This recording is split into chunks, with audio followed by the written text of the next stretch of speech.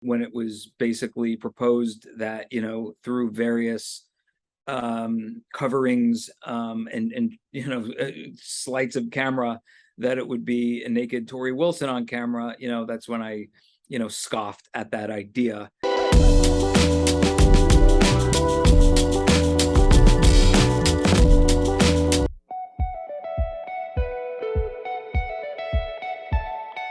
So on the Sportskeeda Wrestling YouTube channel, we are absolutely honored and thrilled to be working with the likes of Vince Russo and Road Dogg, two head writers of WWE from two different eras. The man I'm speaking to right now, Brian Gewirtz, or Brian Gewirtz, as our good friend JBL calls him, according to his book, is the missing link. He has been on a media cycle recently, and he has 1,000 stories to tell us. He joins us over at Sportskeeda Wrestling to promote his brand new book called There's Just One Problem. Mr. Gewirtz, where can our viewers, our listeners find this book? First of all, thanks, Riju. I appreciate it. And yeah, it's now out. It's now available. It's surreal. It's actually happening. So it's available, pretty much everywhere, online, Amazon, Barnes and Noble, Target, Walmart, all those places, and available at all bookstores, including your local bookstore. So it's really, really cool. And yeah, I'm definitely, hopefully at some point this week, I'm definitely going to hop down to the Union Square in New York City, Barnes and Noble, and see if I can find it myself. It's very, very surreal. Congratulations. I mean, it definitely is a big deal. Also, I mean, I went through it. I got an advance copy. It's such an easy read. It's such a brilliant journey through time for any fan like myself.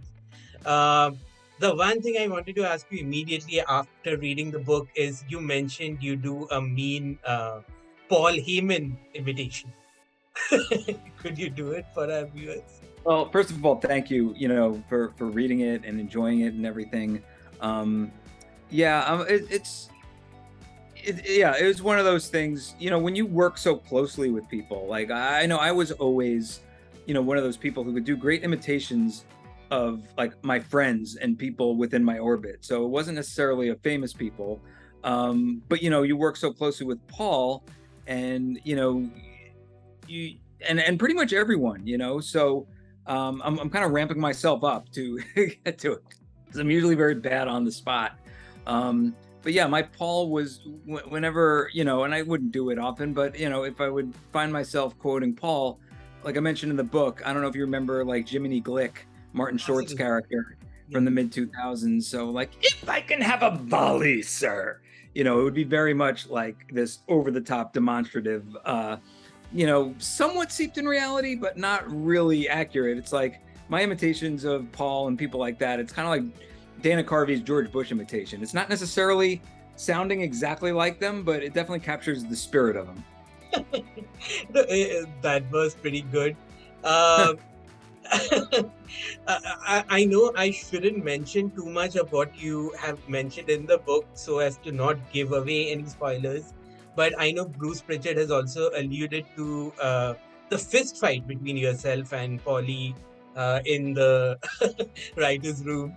So that's a very, very, very generous way of putting it. I think that's an insult to fist fights. I don't think fists were ever actually involved.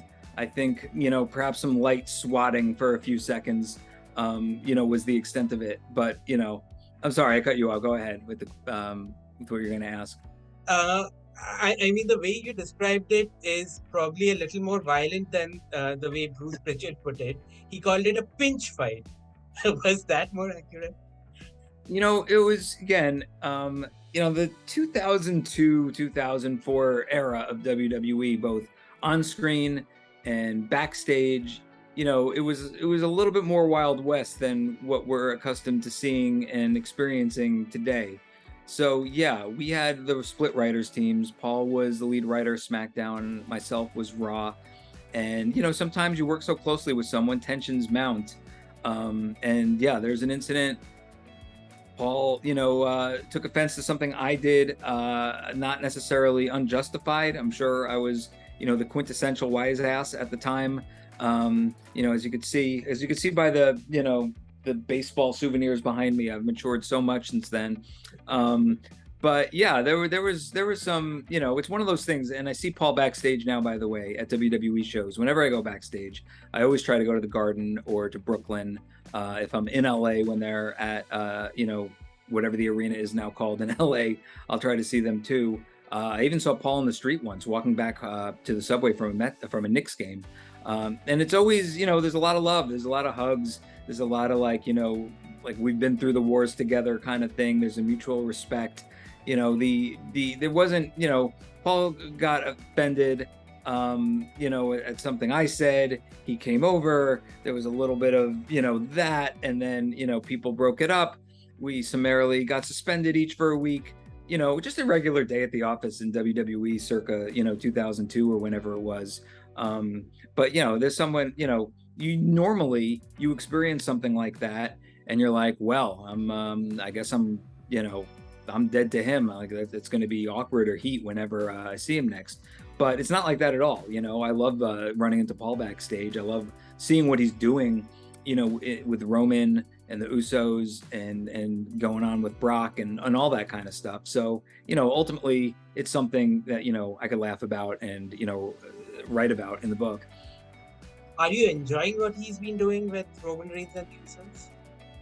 Yeah, I think he's always been a compelling character and a compelling actor, He can hype a match and a talent like nobody else.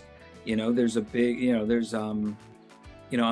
know his character and himself, he will say he's an advocate, he's not a manager, or maybe that was with Brock. I'm not sure. He's the wise man, whatever he is now. Tribal council, of course. Yes.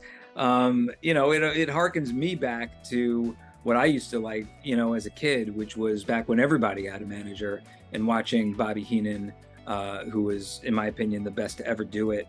And all those mid 80s, not similar with Paul, but in the same kind of vein, Jimmy Hart's, Mr. Fuji, Freddie Blassie, Slick, all those, luscious Johnny Valiant, I grew up in the era of managers, or at the very least, someone who wasn't wrestling in the match, hyping up verbally the person who was in the match and occasionally getting involved physically. So yeah, I think Paul is like, he's the modern version of that. And he's hitting a grand slam pretty much every time out.